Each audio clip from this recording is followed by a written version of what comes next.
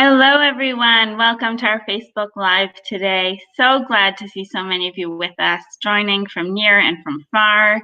I see a lot of different locations in the audience. If you haven't yet, please let us know where you're joining us from. Let us know who you're spending the holidays with and how you're keeping close with your family despite the challenges this year in 2020. Things may be a little different, we know, for a lot of us. But please let us know how you're keeping in touch with your family and how you're staying close this year. We'd love to hear. And if you haven't told us yet where you're joining us from, please do let us know. I see California here, France, Florida, India, England, Czech Republic, really all over the world. So great to see so many of you joining us. So welcome. We have a great session for you today with a great friend of ours. And before I get to that, I just want to let you know about a sale we have going on here at MyHeritage, the Christmas DNA sale. DNA kits are a fantastic tool to learn more about your family history, reconnect with relatives that you may not have known existed. So really a fantastic gift. It's a little bit late for Christmas, but there's always New Year's and other occasions. And really, who needs an occasion to send a DNA kit to a friend or family member? So we will be putting a link to the Christmas DNA sale in the comments, and we hope that you're able to take advantage of it and test yourself if you haven't, and test other family members as well. So we'll be putting a link there. Please take a look. So for today's session, we have a great friend of ours, James Tanner. He's joined us for a bunch of Facebook Lives. If you haven't seen his past ones, actually now's a good opportunity for me to tell you, you can see them all on the MyHeritage Facebook page, facebook.com/MyHeritage under the videos section. You could see his Facebook Lives as well as all of our past Facebook Lives. And today he'll be talking about exploring the MyHeritage record collections, the outstanding and the unusual. So really an exciting session. And we will be giving away a MyHeritage Complete plan to one lucky winner of today's show. So that'll give you access to all of our 12.7 billion historical records that James will be talking about today. So all that you have to do is leave a comment in the comment section. Let us know how you're staying in touch with your family this holiday season, or leave a question for James throughout today's show. And that'll enter you in today's competition. And at the end of today's session, we'll be announcing one lucky winner for the MyHeritage Complete plan. So without further ado, I would like to bring in James to the session here. Hello, James. How are you? Just fine. Doing great. Thank you so much for joining us today, just before the holidays. Yep, we're getting there really quickly. Yeah. So, are you going to be home for Christmas? What are your plans? Well, we're still pretty much sequestered. It's the pandemic right now is going fairly strongly here, right in Utah, where we are, and so we're sort of staying out of contact. We're going to be basically online with our family most of the day on Christmas, and perhaps even Christmas Eve we'll be online. So we'll just be on and off with our family spread all over the country. So wow. So nobody has to get out of their pajamas. I think they'll get out of their pajamas before they get online. Very nice, very nice, lovely. Well, thank you so much for joining us, and we're really excited for today's session. Thank you. Should I bring up your slides here? Yes, that'll work. We'll get going. Great. There we go. Okay, well, here we go. Today we're going to be talking about exploring the MyHeritage record collections, the outstanding and the unusual. And this was kind of an interesting one for me to prepare and go through. Obviously, I use MyHeritage so frequently that I feel like I'm very well acquainted with it. But sometimes on these particular collections that I'm going to talk about, some of them are just fabulous collections. They're just extraordinary things. But others are quite unusual because they're not things that perhaps my family has run into or I haven't run into. But I thought that they were things that would be something that might be of use to someone out there. And it's a good idea to get a perspective on the fact, because there are presently on MyHeritage a little over 6,600 collections, which means that we're talking a lot of large ones and some smaller ones, but a great variety of different sources that we can add to and find information about our families. And fortunately, and as I'll mention later as we get into the presentation, fortunately there are some fabulous tools from MyHeritage with the record matching and the smart matching and all of those ways that we have to hook up our relatives with the data files that are here available. Okay, so let's get into it. So first of all, MyHeritage has a lot of records. As I mentioned, there's over 6,700 collections. And one interesting thing is I've been updating, as I prepared this slide, I was updating the number of records, and it's at 12,699,383,293. Well, what happens here is that almost every time I get online, after even just a few days of being away from looking at this number, it goes up. In this case, when I revised this last evening, it had gone up by 6 million new records. So this is something that is just extraordinary. And as we're sitting here in our homes, a lot of us, and unable to get out, many of the repositories, the libraries, I know the main library, Family Search, Family History Library in Salt Lake City has been now closed for 9 months, and as has the BYU, Brigham Young University Family History Library, where my wife and I volunteer. All of these different places closed, but on the other hand, we're getting so many new records that it is just, it's an extraordinary opportunity to take the time that we normally would have spent in these libraries to investigate and become acquainted with what's online. And so here we have on MyHeritage just a fabulous number of collections that we can look at. So let's get into some of them. First of all, to understand where they are, is on Family Search, that Super Search will search all of these collections and add them as record matches to your family tree. If you have a large family tree like I do, and I happen to be from a part of the world where genealogy has been at least an avocation by many people in my family for generations. And so I have thousands and thousands of relatives and thousands of people in my family tree. Not to make anybody feel bad, that isn't the point of genealogy, is to get to know your own particular family. And I have to really admit that I have absolutely no way that I could get to know even all my first cousins. That would be way, way, way beyond my ability. So it's just kind of relative to where you are in your investigations, but you can be assured that there's going to be something here on MyHeritage. And if it isn't a record match, if you happen to come from the part of the world where records are yet to be heavily digitized and available online, then it may very well be a smart match to one of the other people who are registered on MyHeritage with and have a family tree that matches your family tree, which is a fabulous opportunity for people who live in countries where there's not a lot of genealogical activity online in their particular record set or language. So just remember that this is happening.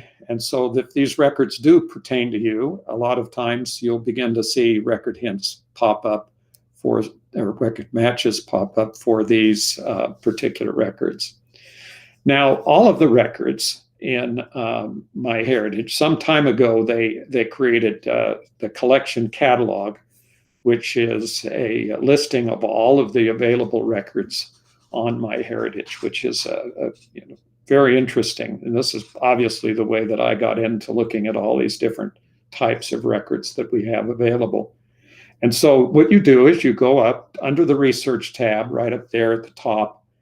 You'll see that there is on the navigation bar, you click there, and one of the entries that you can use to access the collections catalog is right there. Just go to the collections catalog and it'll bring up the latest collections. There's lots of ways to look at it. If you look on the sort of on the right-hand side of the screen, you'll see a sort by, and it says I have it up by last updated, which means the most frequently, or the ones that have been added the most recently. And for this purpose, you can look at them alphabetically there's some choices of ways to look at the list. It's just a very good way to become acquainted with the genealogical resources that are out there. If you don't know what these particular collections are, if you have no idea, for example, the one that's showing there on the screen, Sweden household examination books that we'll look at a little bit in a few minutes here, then it's important, if you're looking for that particular country's research, that you take some time. And the good idea for all of these different collections is to do a search online under the name of the collection, and that may very well take you to further information or further collections that would be helpful. But in this case, you'll be able to explain. Now, the fortunate thing about MyHeritage, as we'll see in just a moment, is that they provide basically a thumbnail sketch explaining what and the resources and why they're important for you. So there's a lot of information right here in the program, but it's also helpful. You may want to get some specific training, and there's other avenues out there online to get more information about some of these collections. You can view and filter the collections by type, location, or by years. And you can go in there and look at just the newspapers or just the books and publications or whatever that you're interested in. This is helpful because in some cases you'll find results that come from a search into the thousands or even tens, hundreds of thousands of records that may match your criteria. And so there's a way here that you can look at a specific type of record or a specific location or time frame, and or all of them together. And that would be you'd be able to see pretty quickly whether or not records that you were interested in searching were available. At this point, it's important to remind everyone, and I just said this a moment ago, but I'm going to emphasize this because now we're to a different level. When we're doing a manual search where you're putting in information directly into a search field and looking for records, that's a technique and actually a skill that you need to understand and learn. And you do that by making lots and lots and lots of searches. But MyHeritage has kind of given you a shortcut in that using the super search and giving you record matches, they will do that work for you. So as long as you process your record matches, and when you're at the part of your participation in processing record matches is you have to make a value judgment as if the information that appears in the record match really is your person and is something that you would like to incorporate into your family tree. All those levels are made by you. The program simply suggests what records you may be interested in. Let me also make a note here that as you click and accept record matches, the program learns more about you and about your ancestors, and so becomes more efficient in providing you additional record matches. Now, the smart matches are a little bit different because those match you up to other people who in their family tree. So if you have an ancestor in your family tree that matches someone else's ancestor, the same ancestor in another family tree, then the smart matches will take you out there and help you understand that. Now, there's going to be a lot of big numbers, But remember, big numbers mean a lot of resources to help you find your ancestors. You can't, if you've got a census record, for example, and there are 300 million plus people in the country, and there's 1,000 census records, not going to do, your chances are very, very slim that you're going to get it. If there are census records covering the entire country and all the people in the country in the census, then finding your ancestors will be much easier. So the large numbers are not just impressive because they're large numbers. They're impressive because they provide an insight and a database that will give you almost sometimes unlimited resources. Going into some of these databases, I find hundreds of connections to my ancestors, and just processing those becomes an interesting task because you're constantly adding information, but it can be somewhat daunting. And if you're fortunate enough to fall into that category, perhaps you'll only get one or two or maybe none, and that's a reflection of the availability, general availability of the records that you need, and they're specifically on MyHeritage. So let's look at some of the outstanding and unusual records in this collection. And this is my arbitrary selection of the records. It's the things, obviously, that I probably was more attracted to. And you may have some other that you think are very valuable, because especially if you're from places that I'm not, where I do not have ancestors, I would not necessarily be understand the significance of a collection that you may feel is just absolutely invaluable. And so I would encourage everyone who uses the program to take a few minutes and go through the collection catalog and see what kinds of things are available. Okay, so we'll start out. This is an interesting collection. It has over 545 million records. That's actually more records than there are people in the United States. And it has this of the city directories here. City directories, some of us, I think, are young enough, or probably, I'm certainly not, but some of you out there may be young enough that you no longer have seen or have not used a paper telephone directory in your entire life. Well, some of us grew up with paper telephone directories. We used them to sit on to make ourselves higher. We used them to, in some cases, for demonstrations, to tear them in half. But there were all sorts of things we did with telephone directories, which now have kind of disappeared from our lives. And but all these directories, going back actually into the 1600s or earlier, that's how early these people were putting together directories. Most of them were done for the purposes of advertising. So there's lots of advertising in them. But generally speaking, a city directory would give addresses on every street. So what you're looking at here is a street and all the addresses of people and the names of the people that live there. And they're useful for genealogical purposes, extremely useful for tracking people as they moved. And one thing that Family Search does with these city directories is they have compiled from 25,000 plus, 25,468 at this point.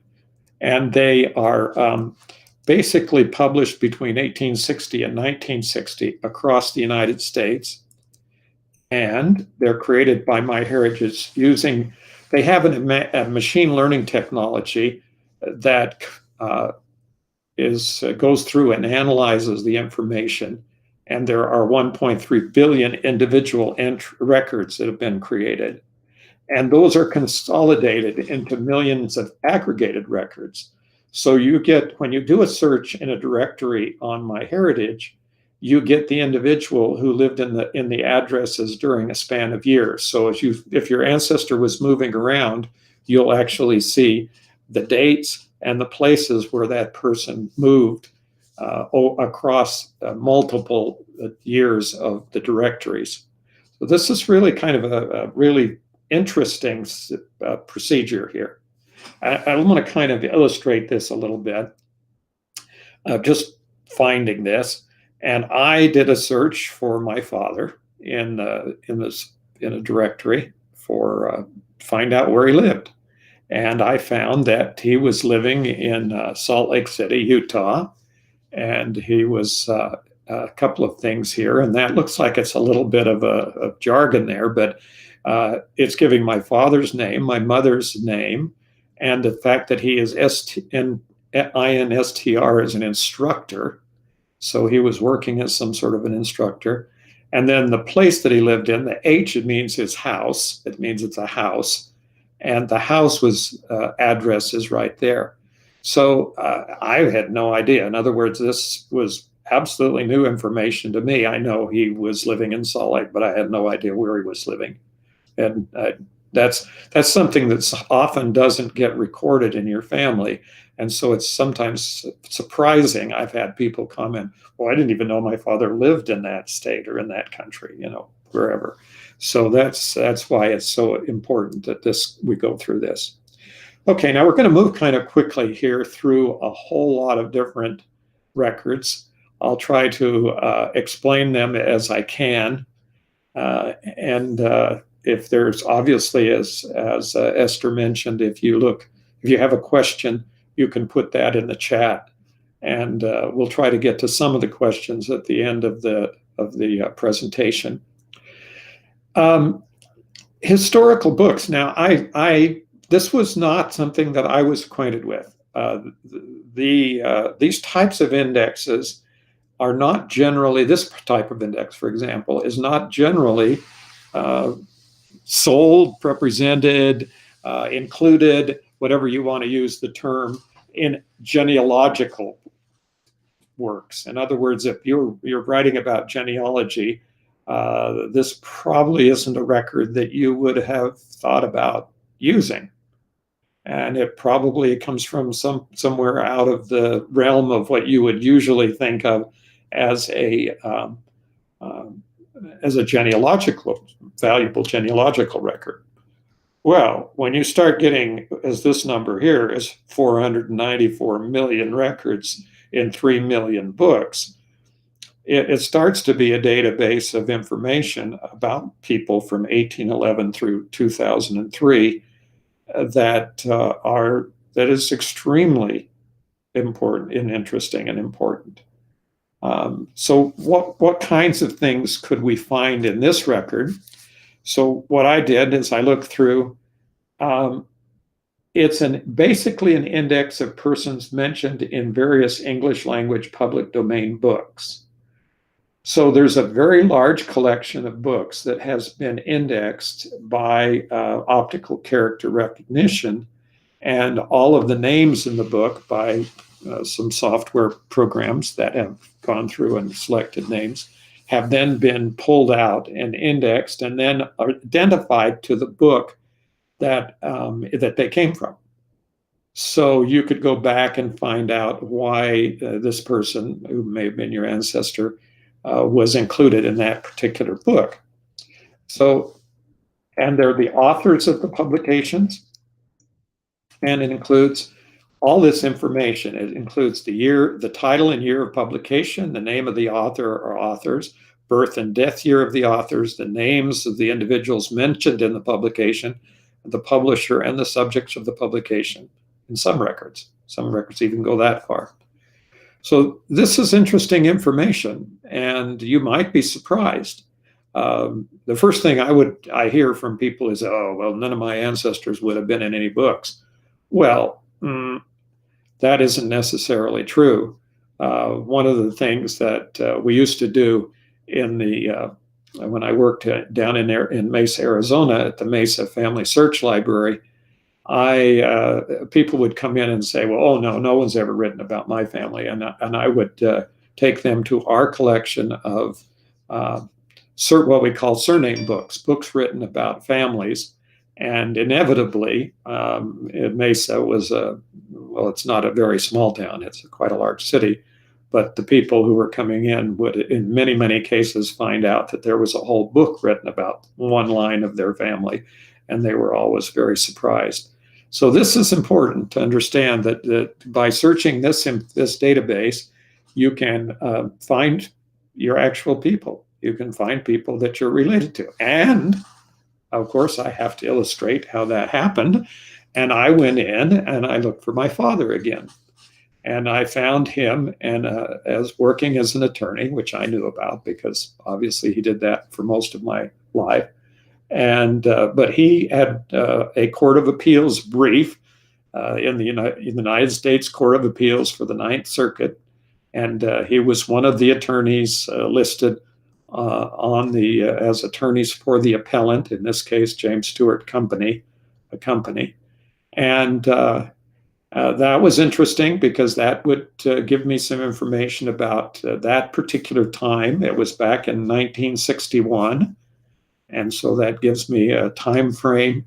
And it would also give me an example of the kinds of things that he worked with and what he was involved with as a profession. Obviously, like I mentioned, I knew that because I was also an attorney, and he and I were partners for many years. So we worked together, but I wasn't even aware of this particular one. And this 1961 date puts it well before the time I was even involved in the law practice, since I graduated in 1975 from law school. So that's sort of an interesting kind of historical document here, and nothing that I would have ever known about had I not done a brief search for my father's name in that huge database. Chronicling America, historic American newspapers. Now, if you're doing research in the United States, any place in the United States, this is a website, the Library of Congress website, that you should absolutely be aware of. And you should be using this almost constantly to look for anyone who falls within the category or date, the time frames. And the website does a lot of different things. And we're not having time today to get into the whole works of Chronicling America on the Library of Congress. But if you go to your MyHeritage database, you'll find that 10 million of those pages that are in the Chronicling America in over 1,900 sources have been, that would be 1,952 different newspapers across the country, have been totally incorporated into the searches on MyHeritage. And I find this to be just a goldmine.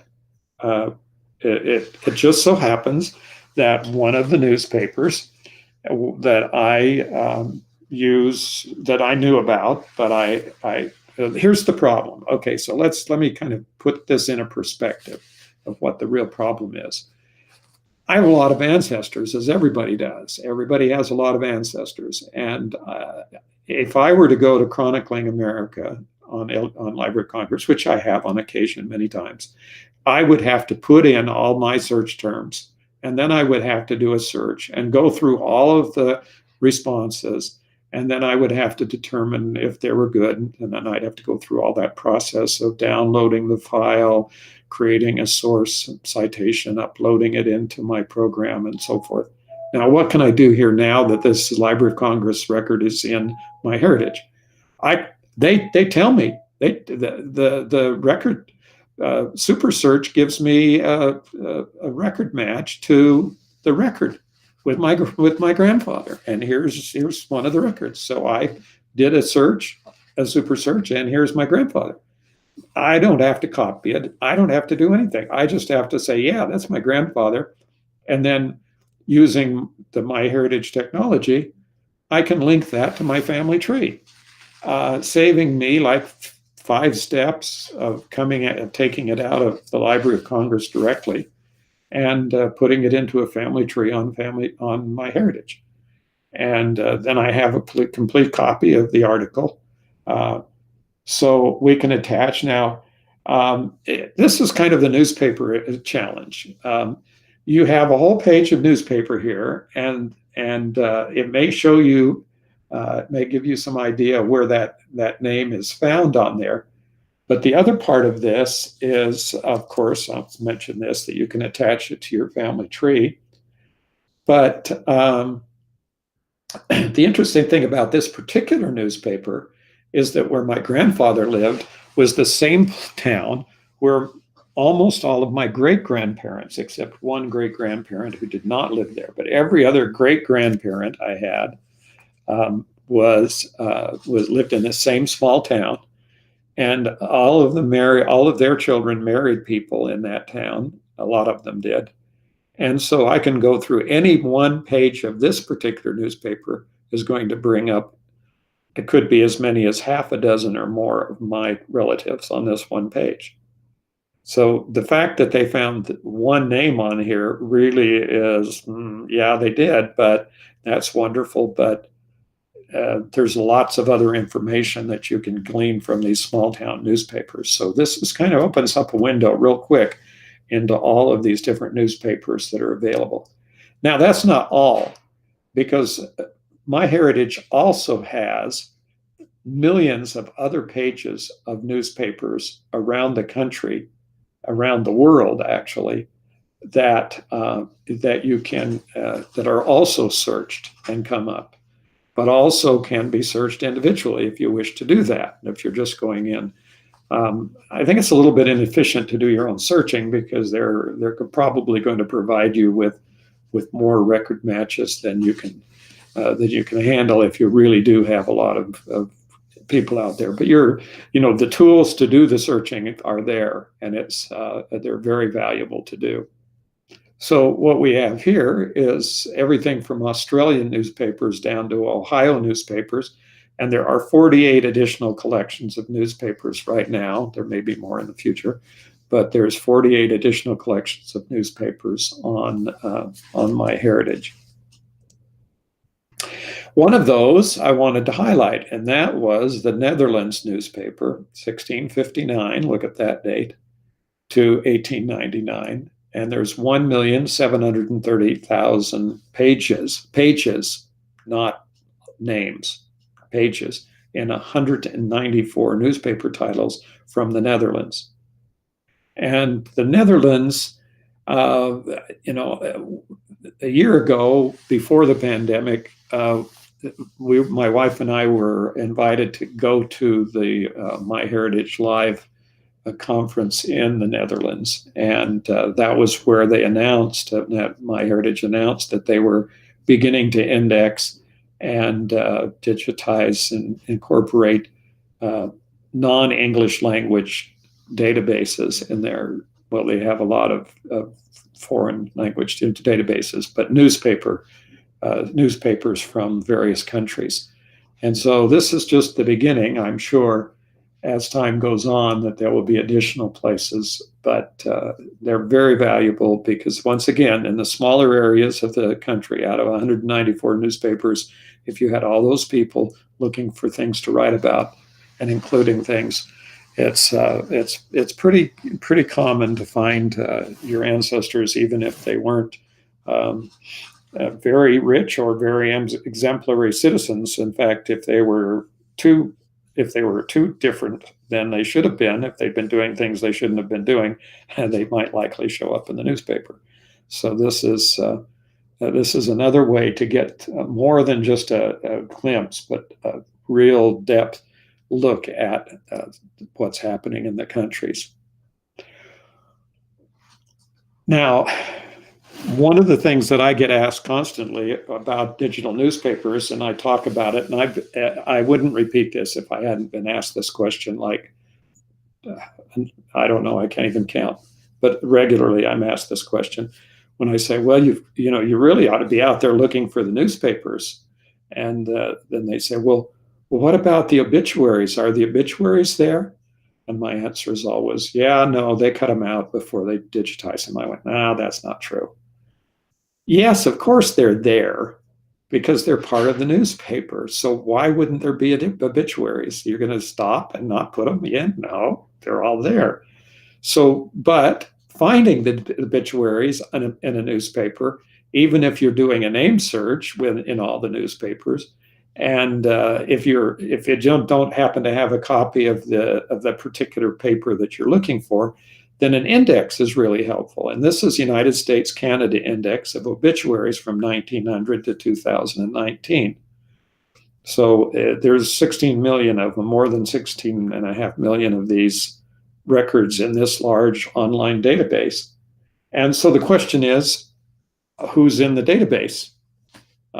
Do you really think that it might be somebody that you know that's there in that database? So we're back. In this case, I decided I would use some of my relatives that sometimes are a little bit difficult because, for instance, in this case, I went out and searched again for my father. Now, let me just kind of get some perspective here. The problem that we have in the United States, per particular, and in other countries, it's also a common problem, is we have what are called privacy laws. The privacy laws will sometimes prevent us as genealogists from even looking at records or having anything to do with the records that we're having to do with. And so we need to have some kind of connection to get to some kinds of records that there are there. And obituaries are sometimes really hard to find, especially in a whole newspaper. So if you have the exact date that the newspaper was published, that may be different quite a bit from the date the person died, for example. You, rather than just sit there and go page by page through, which I've done, by the way, page by page through the newspapers looking for the obituary columns, then it's very, very helpful to have this index. And I was able to find a reference in the Arizona Republic newspaper for 2008 when my father passed away. So what we have here is another window that gets us into finding a lot of our ancestors out there. And we'll go back to the question I noticed that other countries now that are being added by MyHeritage, particularly the Netherlands collection, which is quite large. And so this is one of the kinds of things that we have as genealogists, learning patience. If the records from our particular area of the world aren't digitized and indexed yet, but as they are, and as many millions of records are added each year by MyHeritage and some of the other companies, then we'll basically have this opportunity in the future to find this information. So right there was a reference to my father's obituary. Yearbooks. Now, this is kind of, I would think that in the United States, this might be a little bit strange. I am not familiar with some of the other countries. These are another type of record that are not generally classified as genealogical records, but they're valuable because, first of all, they have a picture, and secondly, they're valuable because they put a name and a place and a date with an individual that can be used to get to additional records. They're also pretty fun if you go back and look what the pictures you had when you were there, or what your friends look like and what they look like now, kinds of things. And it also kind of reminds you of who your friends were in the school yearbooks. Can you pick you can see my name there if you've got a pretty good resolution screen, and so you probably see which one I am, and you can see I haven't changed a bit since I was in high school, so it's pretty obvious. And it's also a little bit nostalgic to look back and think about what happened to all these people, and who, some of them were friends, and some of them I had no idea who they were, because I was in a very big high school, by the way, so this was thousands of people in my class. So I wasn't acquainted with nearly all of them. Now we're getting into the kind of unusual ones that I personally did not I didn't expect. These are things that I thought it was that were unexpected, that I realized the value, and I understand that it would be relevant to people that had that as their part of their history.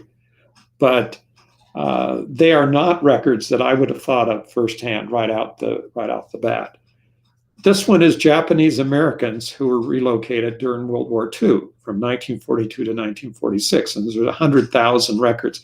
There were thousands and thousands of people who were of Japanese ancestry who were summarily arrested, in a sense, not arrested like police arrested, but they were actually physically arrested and taken from their homes and forced into relocation centers across the West.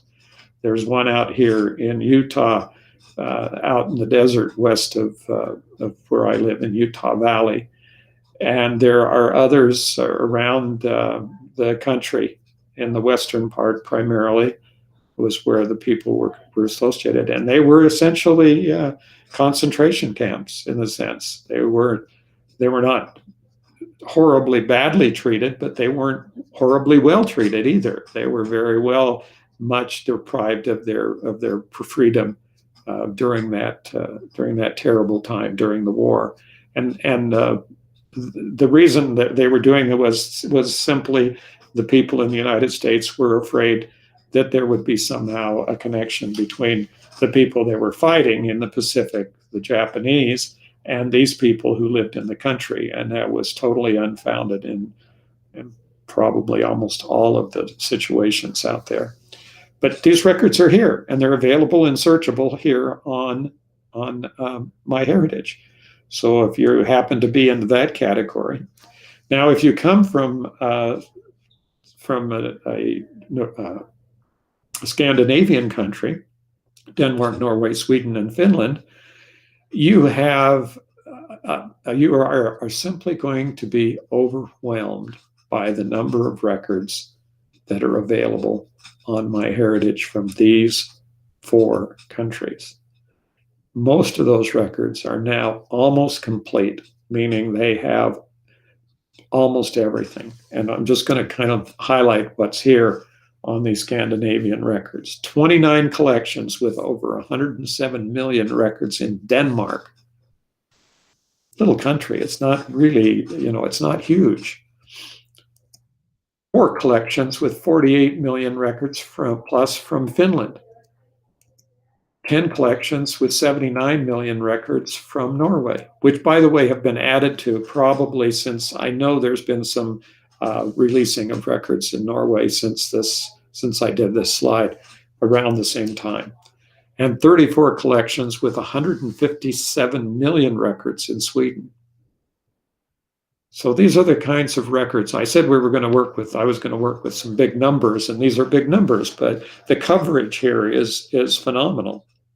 And once again, you're getting record matches for these records out there if you have Danish, Finnish, Norwegian, or Swedish ancestors.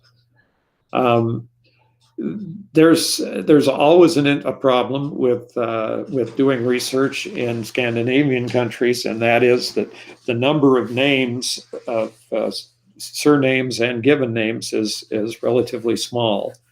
The variety is small, so lots of people with the same exact names could be born the same date in the same place, almost the same place. So some of these records are important in getting you more information from the records. And this is where you go, and this is the type of record that are being the type of records that are being incorporated into the MyHeritage collections. This is Sweden household examination books from 1840 to 1947. And there's 125,000 of these records with lots of names. Basically, these records are the parish priests in Sweden would go around once a year and do an examination book. They would be like a census book. They would go in and they would write in the names of all the people who were living in a particular house. And then they would list all the people who had died, all the people who were born. And if they moved, they would tell where they moved to. And you can track individuals through the Swedish household examinations books. And if you're not acquainted with this type of record, there are similar records in Denmark and Norway, and I'm not for sure, but I would assume yes, also in Finland, because these were part of the church records and also civil, sort of mixed between civil and church. So basically, this is a way to work through that same name issue and find all of your Swedish exams. So this is the explanation that's given by MyHeritage, and I think it helps understand this. These books were created and kept by the Swedish Lutheran Church, which was tasked with keeping the official records of the Swedish population until 1991. So these give individual records information. Okay, now this is one, this next collection is one that surprises a lot of people in the United States, especially those people who are overly obsessed with privacy and think that the government is intruding on their privacy in many ways. Well, as a trial attorney myself, as I've worked as a trial attorney for almost 40 years, for 39 years, all I can say is if you think you have privacy, you really need to reassess and redefine that term, because public records are extensive and openly available. And so some people are just appalled. They cannot understand why U.S. public records would be on MyHeritage. Well, by the way, they're on other websites too. And they're available to attorneys. Of course, attorneys have very sophisticated programs that are specifically designed to work with law firms. But all that information and a lot more than you can imagine is readily available to anybody who wants to pay a few dollars to get it. Well, the advantage here is that 816 million of these records, which include records for telephone directories, here's the list in case you see it, telephone directories, property tax assessment, credit applications, voter registration lists, and a lot of other kinds of records like your motor vehicle registrations and your taxes and licenses. All that stuff's readily available and searchable. And to find out that it's here is shouldn't be much of a surprise to anybody. And so here, if you go on, and that's how basically I can find information about my father, to tell you the truth. So if you want to find information about even living individuals are on this record, which of course is another thing that makes people a little bit incredulous. But it's there and it's available, and it is not MyHeritage. It is the United States government, and it's the way that it's been set up.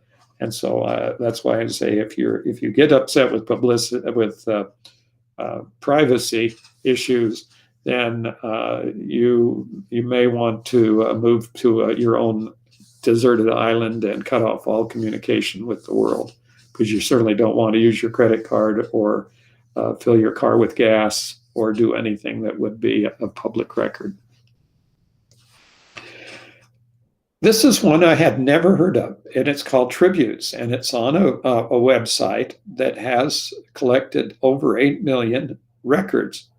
And they're basically, you can go on there and create a tribute to a person. It's sort of like an obituary, or I don't know if any of these people are still alive, but they're basically, it will take these, well, mainly for people who have died. So they get together and they honor the memories. So it's kind of like an obituary, but it's basically a large, very large database of names of people who have passed away. So you may or may not, this is again another kind of situation where you may or may not actually find yourself in that, or one of your ancestors in there. I hope you don't find yourself, you'd have to be dead. Okay, so here's another index that I had basically before I started doing the search down through the list, had never even thought about. This is a 272 million collection of authors of scholarly articles. I mean, would you off the top of your head know if one of your ancestors had written some kind of a scholarly article?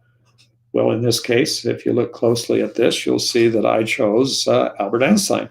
And here is basically the publication date of 2019, long after Albert Einstein died, on relativity, but it was republished by Princeton University Press. And this big collection of records will take you right to that particular article. So you can you see exactly when it was published and where it was published and the name of the article. Those you can do a search online and see if there's a copy of that particular article available.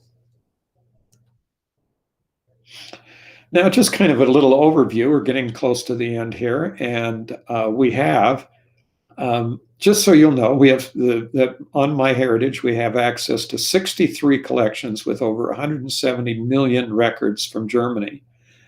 This really constitutes the largest completely searchable index collection of German records that I know of that is available outside of the German language. And of course, MyHeritage is translated into to 48 different languages, if that's the right number. I'm trying to pull that out of my head. It may be a little bit over 40, let's just say that, different languages. And so this is a valuable collection. And I always point people to this when they say, well, where can I go to find my German? And basically, MyHeritage will translate your English names into German and then look for the German equivalent of your English names. If your ancestor really, really changed their name when they came to America, then you may have to figure out what their original name was. And obviously, you'll have to do that before you find them in any German records. But if it's just a simple translation, it may work very well. United Kingdom. Oh, this was one that I just, I would never, after 30 plus, almost 40 years of doing genealogy, I can't even imagine that I may actually have relatives in this collection, and I would have no idea that this collection exists. 4.5, almost 4.5 million service and award rolls index from 1914 to 1918. This covers World War I, and I wanted to throw in at least one military record, and I just thought this was very unusual. It never occurred to me that this list would be out there and searchable on MyHeritage. Now for Ireland, there's an Irish index of Irish wills from 1484 to 1858. That's kind of the good news. And if you happen to have people in Ireland who were landowners and were people who had some substance and wrote wills, my ancestors, unfortunately, were people who left the country because of the potato famine and came to Canada and then subsequently to the United States, my Irish ancestors. So it's not likely that they left a will because, first of all, they died in the United States, but their ancestors going back, is really difficult to find. But here's a really valuable database. And it's like I said previously many times, if your ancestors are there, it's great. If they're not, it's just interesting to know that there is this kind of available. So these are all indexed and available through the Super Search, and will show up as record matches if you happen to have an Irish person who has ends up with a will in this category. So now where do we know where these record matches are coming up? When you put your family tree on MyHeritage, you'll begin to see, hopefully, rather quickly, you'll begin to see some brown and green icons. The green icons are smart matches. That will tell you that you have people in common with other users of the program. The brown icons are record matches. So for all those people on this part of my family tree, there are all these suggested matches, and I could work through all of these to see if I have additional records that I need to do. And I mentioned that I have thousands and thousands of these record matches. So it's kind of like a constant reservoir. And as I do research and specifically do research in a family, then I will take the time to go through and process all of these that I need to process. The reason, and kind of understanding this, the reason why there's brown icons sitting on these particular people is these people have already been researched, and I would like to find their parents. So the ones that I have here listed that do not have any of the little icons are people that I would really be interested in finding out who they were and see if those particular findings are correct. And as you go back in time, you need to be more careful. Be more careful with looking at making sure that it's the right person, because going back, it's very difficult. The number of records begins to diminish. And when you find the record, make sure you click and add the records to your family tree, because they're nice to know they're there, but it's better to have them added. And also make sure that as you add those records, you use the tools that are incorporated in MyHeritage to update any information that you may already have in your family tree that may be either outdated or just simply incorrect, now that you have a source to use for. Okay, well, that pretty well covers it. And like I said, if you have any questions, you put them in the chat. We'll take as many as we can today. And other than that, thanks for coming and watching. By the way, this is right out my back window almost of my house, about 100 yards away. If you look really closely, you can see 2 deer standing there on the side of the hill. Oh wow! I don't think we have that view, unfortunately, but that would be lovely to see. Thank you for pointing that out. James, we have some fantastic comments here from our viewers. Nicole says, "Thank you, James Tanner, for an amazing lecture. You speak so clearly with a lot of information." And we really see that from so many people here who are just thanking you profusely. So thank you so much for such a clear and well laid out presentation. And I loved seeing those collections, those interesting collections, because some of them, even working at MyHeritage for so long, I've never seen. So really fantastic to look at those. We had some other really nice comments that I just wanted to point out before we get to questions. Robin says, "We're celebrating from a distance to stay safe. Merry Christmas to everyone. Stay safe and healthy." So to you too, Robin, and your family. Let's see. Margie says, "I just found 8 different addresses for my father." I believe that was in the city directories she was referring to. "I just knew the address of the house where I grew up." And then she found 8 different addresses. Fantastic. Just fantastic. We have some questions here for you, James. Elaine says, "Did a person have to pay to be included in a city directory?" Sometimes the answer was yes, and sometimes the answer was no. Generally speaking, the city directories were paid for by advertising. So the advertisers did have to have some kind of payment, especially the ones with the little display ads, about the companies. But the people in general, the value of that, the city directory to the advertisers was that since everybody's name was in it, then the people would all have it, and they'd all have the advertising. So, by the way, I just spotted 2 more deer in my picture. I didn't notice those before. Anyway, so it's pretty obvious that those things, that those are valuable because people were included, usually whether they wanted to be or not, if you want to know the truth. So. Gail says, "Thank you, Mr. Tanner. This was great. Every time I watch one of these little webinars, I take away more confidence in researching my family. Thank you, MyHeritage." Oh. Fantastic. And Pam says, "Thank you. Learned several things today." Fantastic. We have a question here from Carol, and she says, "I have a great-grandfather who served in the military for United Kingdom from 1858 to 1868. He ended his service at Halifax, Nova Scotia. How can I find his records? He also served in Toronto." Well, there's probably a number of different websites out there. The first thing you want to do is generally look online for military records, putting down those places and the time frame. And then that will start getting you into the records that might be available on different websites. If you're doing that on MyHeritage, just go to the catalog collections and look for military records, and it will tell you very quickly if they would have something that might have included his records. So those are, there's lots of ways to get into that. Okay. Oh, sorry.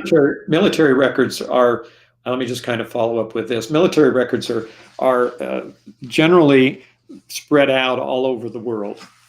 So looking for military records, you have to dig through a lot of different places. Sometimes they're on military bases, sometimes they're kept in military museums, sometimes they're in libraries. So it's just a matter of doing what we should do as genealogists, searching and asking a lot of questions. There's no one place that has all the records at all. There are just too many records spread out all over the world. Okay. Joanne says, I'd watch it again. So much to absorb. Thank you for sharing your knowledge from Long Beach, California. So Joanne, just so you know, you can watch this Facebook Live as well as all the other ones. I said it before, but just for anyone who joined in the middle, to watch all of our past Facebook Lives, just go to the MyHeritage Facebook page, facebook.com/MyHeritage, and under the videos section, you can rewatch any of the Facebook Lives, including today's by James. I know that there was a lot of information, and if you want to rewatch it twice, 3 times, feel free.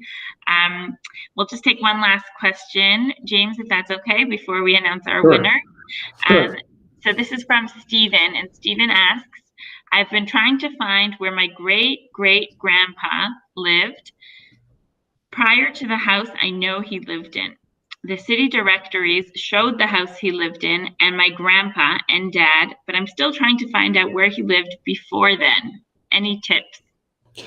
Well, with a database like MyHeritage, you're going to have all of those directories. The main thing what you would do would be to look to see which directories are listed by MyHeritage, and also do a search in the particular place where the last directory was you found. And if there's an earlier directory, because these directories were published during a specific period of years, and if that was the earliest directory in that location, then that may be it. There may not be one. When you do that, then the next step back is to tax records, and depending on the location, the tax records, real estate tax records, may show you exactly where that person lived before that. If they lived in an apartment, that's going to be really hard because they aren't necessarily recorded as the owner. So that may not work. Wow. Well, good luck with that one, Stephen. And now we'll just announce the winner of today's draw for a MyHeritage Complete Plan, the best plan we have to offer at MyHeritage, with free and unlimited access to 12.7, as James said, 12.69 billion historical records, as well as unlimited access to our family tree, our photo tools. That's MyHeritage Photo Enhancer, MyHeritage in Color, and unlimited family tree size. So really an excellent plan altogether. And the winner of today's session is Janice Morshell. And Janice wrote to us, it's been a while since I've made a major discovery, but I did find at MyHeritage a newspaper record that described my great-grandfather's court appearance in 1889.